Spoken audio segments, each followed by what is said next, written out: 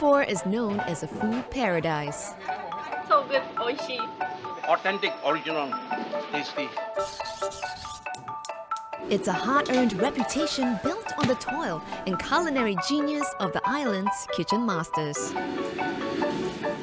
From humble hawkers to restaurant chefs, they serve up an astounding spread of cuisines from the world over, as well as some tantalizing creations of their very own. This is the birthplace of the Singapore chili crab. Discover the people and the many flavors they bring to Singapore's food empire.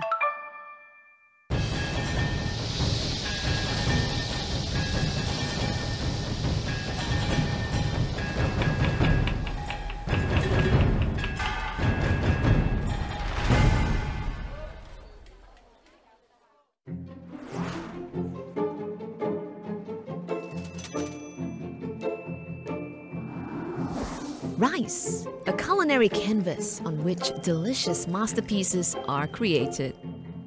From the colorful, classic, to the free-flowing, there are countless ways to appreciate this Asian staple all over the island.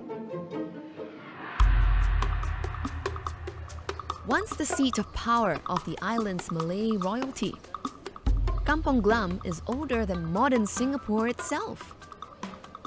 Early migrants brought recipes and ingredients from their hometown, and soon this place flourished into Singapore's mecca for halal fare. Rice dishes are big here. For many Asians, no meal is complete without rice. The streets are lined with restaurants specializing in rice dishes, and few are as iconic as Rumah, Makan, Minang. For over 50 years, this restaurant has been selling Nasi Padang, which is steamed rice topped with a variety of dishes from Padang in West Sumatra.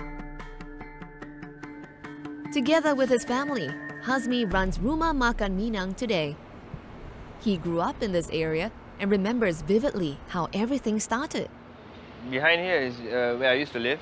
So my grandma used to operate a home canteen inside our personal kitchen. So they would come inside the house and they walk through the living room and through the small aisle where we used to have.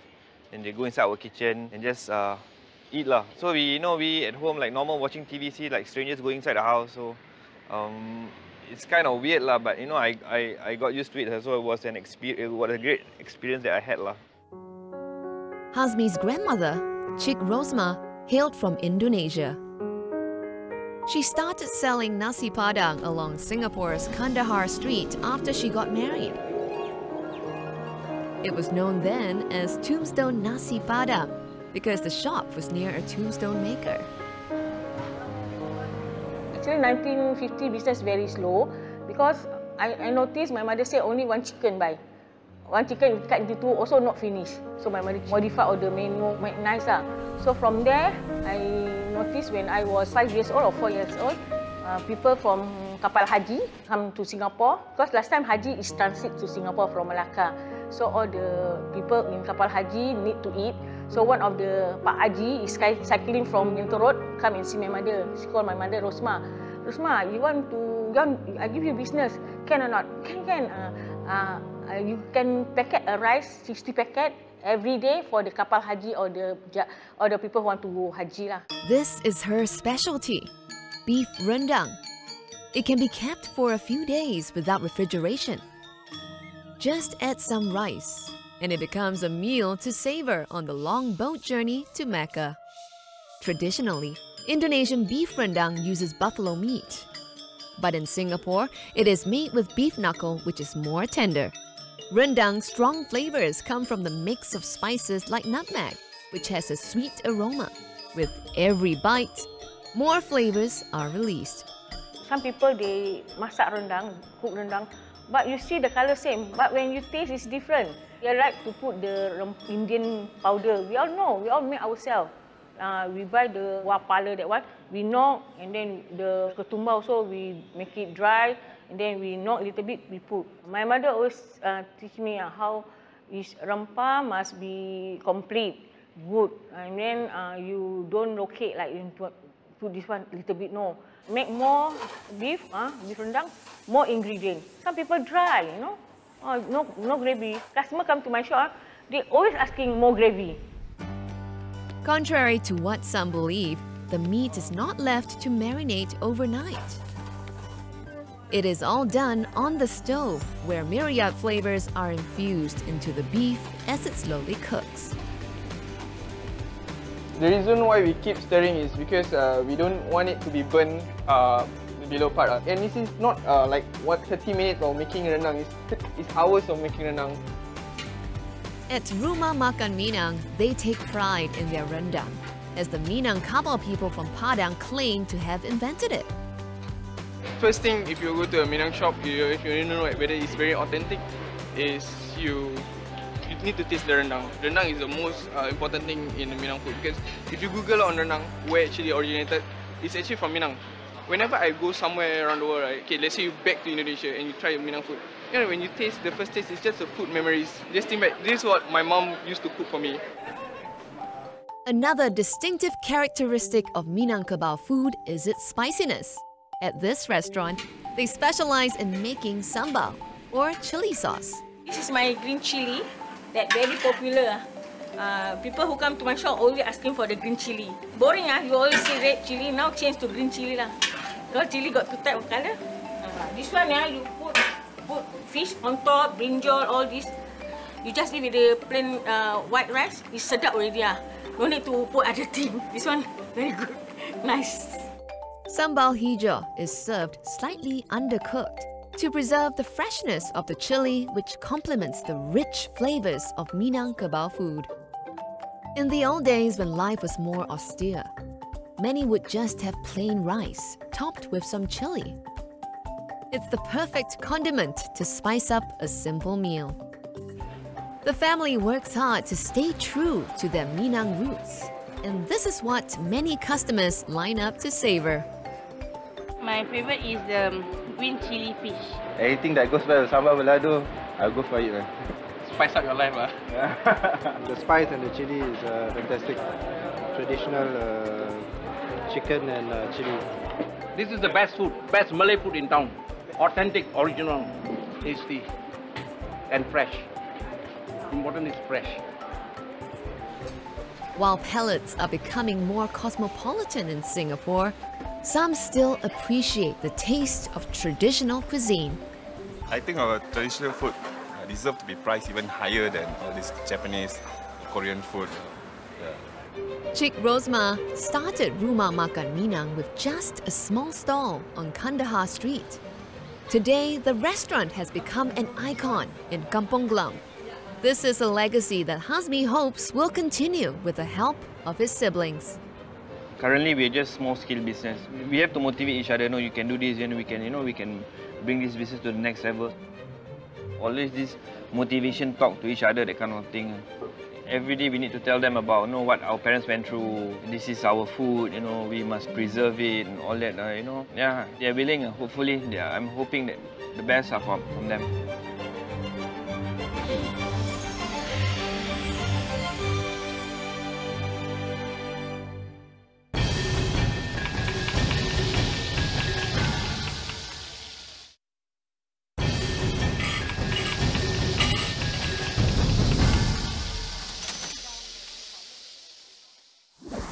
Cabbage, squid, pork chop. It may seem like a typical Chinese mixed rice set until. This may not look appetizing for some, but for others, this is what makes Hainanese curry rice so special. What's important is the taste. Curry rice has to be like that. It has to be one mountain all mixed together. Fantastic. Still love it. You always think about curry, you will think about kebab. It's 11 a.m. and the queue for lunch has already started forming outside a corner coffee shop in Tiong Bahru. Every day, thousands of plates of curry rice are mixed, lathered and served in this famous gravy. For most Chinese people, rice is eaten at almost every meal. It can get a little dull. So to perk things up, Lu prepares a big wok of his famous gravy. 这咖喱就是用偏南的东西做咯，就是南姜、黄姜、长毛这些咯。 To make sure the gravy can hold everything together on the plate, Lu adds a little something extra. 我还要放粉下去，不然它不会搞搞啊。 Lu may make his signature gravy in plain sight every day, but he takes no chances with the curry mix. 我的祖传秘方就是在里面，它好像我的保险箱一样。 Lu keeps his curry base in this fridge and only brings it to the shop when it runs out. It takes Lu about 3 days to make this curry base. He follows a recipe that has been in his family for decades. 最重要的就是我父亲教我的那个咖喱料，这个咖喱料就是我们的秘诀了。这个是你专制的一种方法了。 我父亲他咖喱饭是跟他的姐夫学的，他的姐夫曾经在那个娘惹的家庭打过工了。During the colonial days, Hainanese were employed as chefs for the British and wealthy Peranakans in Singapore. Pork chop from the colonial masters, curry chicken, babi ponte and chap chai from the Peranakans. Hainanese cooks adapted them all and created Hainanese curry rice. Lu started following his father from a young age. 我8岁就自己去巴沙买鱼了。我父亲呢，他一直强调说，你做生意就必须要买新鲜的东西啊，然后才能够留住顾客啊。这手都很新鲜啊，你看那头啊、眼睛啊，而且它肉很厚啊，你感觉得到它会很新鲜的。弹性的意思是说，你咬下去就会有那个 QQ 的感觉咯。 Today, Lu runs the stall with the help of workers. He does everything from serving customers to making his signature dishes. A favorite at Lu's is the pork chop. The shop uses fresh pork from Indonesia as well as frozen ones from Brazil. They may seem similar to many, but the subtle differences are not lost on an old hand like Lu. 这个是印尼的猪肉。 跟冰厨的不一样咯，当然这个比较贵，这个吃了这口感比较好啦。A couple of whacks and the meat yields to the master. The tenderized pork loin is covered generously in biscuit crumbs to make it extra crispy. 现在比较少人用饼干来做霸扒，用这样好的那个原料去做了。现在的人都是追求好像 fast food 这样啊。 以前就用手打片到现在咯。以前的海南人都跟按摩打工嘛，所以咖啡啊什么都是海南人的专长嘛。Fresh off the wok, the crispy batter of biscuit crumbs and flour provides a delicate crunch, while the meat remains succulent on the inside. Finally, the pork chop is covered in tomato sauce to give it an extra zing. From Western-style pork chop to Malay asam prawns, Hainanese curry rice is a tantalizing fusion of flavors that are held together perfectly by Lu's special curry. Tucking into a plate of curry rice is like taking a bite into Singapore's multicultural influences. 以前我们卖咖喱饭的时候就是这样的淋法咯，我父亲的手就是这样做出来的，算是一种特色了。 全部都掺在一起，看起来不是很美观，吃的时候就觉得非常好吃了。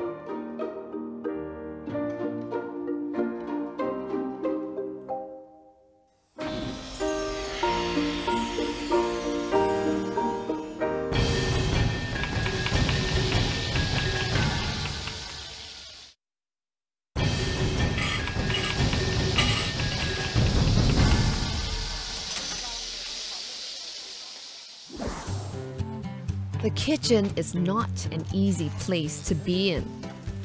It's hot, greasy, and cramped. And most kitchens in Singapore are still a male-dominated world. That is why when Mei Mei decided to start her own roast meat business, she had her fair share of detractors.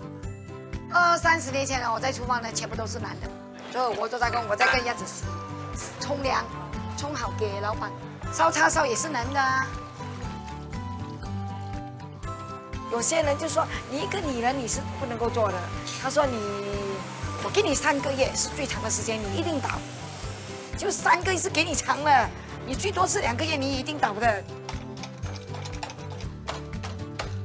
他要出来做的时候啊，他差不多1个月不能睡觉，这样他就一直担心他做不来。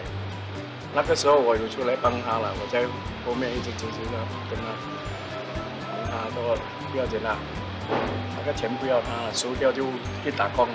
人生是这样嘛，你没有去搏，你不知道你可以不可以。而且有很多人跟我讲，他说女孩子尽量做，而且这么小力。我说要做才知道嘛。他性格很坚强啦，他有时候讲都讲啦，你看他外表是很温和，软这样啦，你对他发脾气起来也是很够力啊。Mei Mei's specialty is roasting meat, but that's not the only thing she does. From cleaning the stall to preparing the fire, hers is a one-woman show. 会辛苦了一点，不过我已经习惯了，不输给男人。Mei Mei, which means younger sister in Chinese, was the name that stuck with her at the restaurant where she used to work. It was also where she picked up her roasting skills. 因为老板就叫我去里面帮忙洗鸭子，在厨房，因为他不够人手了，他就叫我去里面洗鸭，洗鸭，就你知道了，每天看他做嘛，做久了你就熟了。他没教我，因为我是用加工，所以他没教我。这个应该算起来我自己出来做，我自己学习的。这个是麦芽糖的水，里面还有加一些别的东西，别的材料。跟鸭子冲凉，我们就跟鸭子冲凉，这样你的鸭才平均嘛。烧鸭的过程是这样的嘞，它的水啊，你这样子跟它冲，它平均啊。你是觉得它有点啵啵，我们讲肥美啊，这样啊。Once the skin feels taut, the ducks are left outside overnight to dry. This will ensure that the skin is crispy once roasted. The trick to roasting the perfect duck is the fire. Mei Mei insists on using charcoal from Indonesia for this. 这我印尼来的，现在没有少了。在新加坡，他们全部因为火炭，你看很黑，也很辛苦，因为你一直要在加那个火炭，要注意那个火候，烧鸭的时候要注意火候那些。它的味道烧出来不一样，比较香，吃出那个古早味。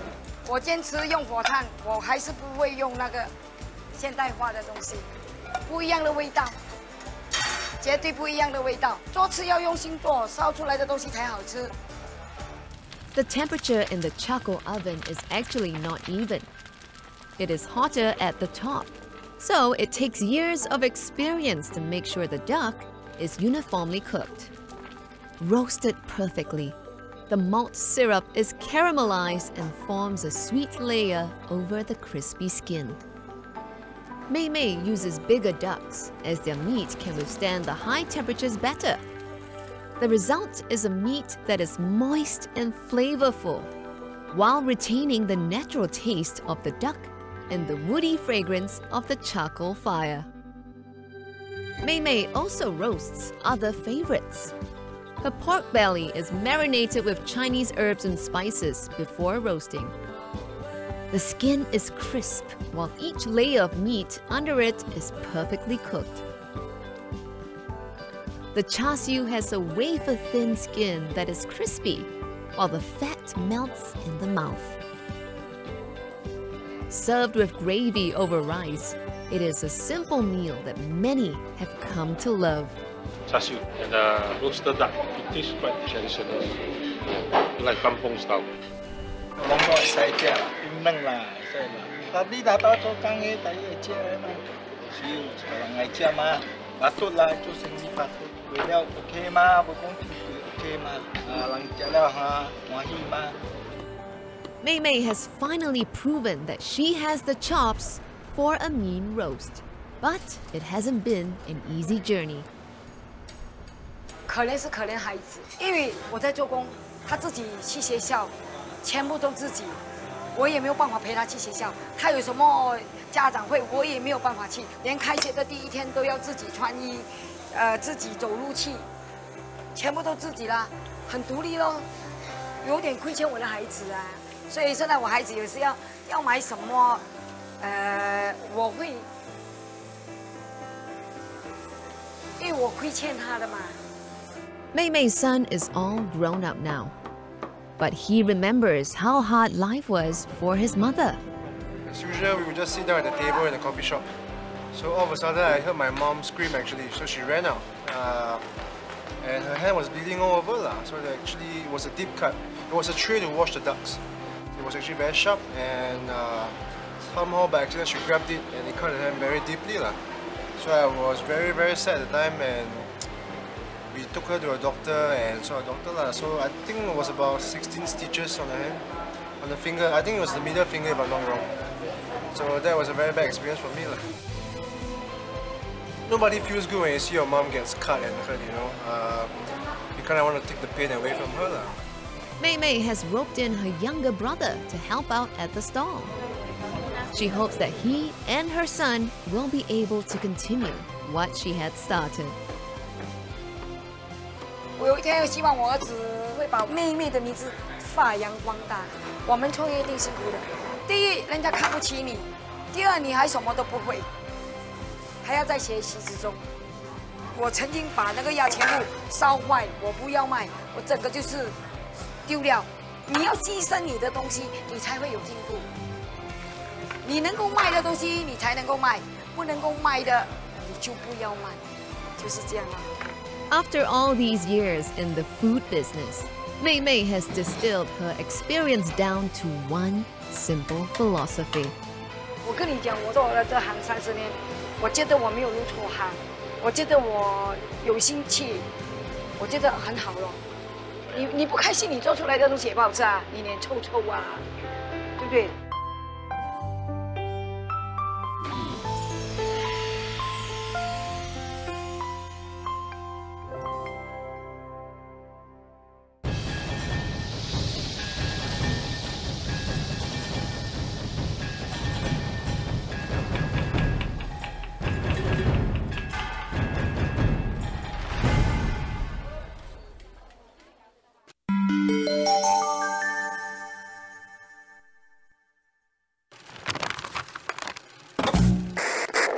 Oh yeah.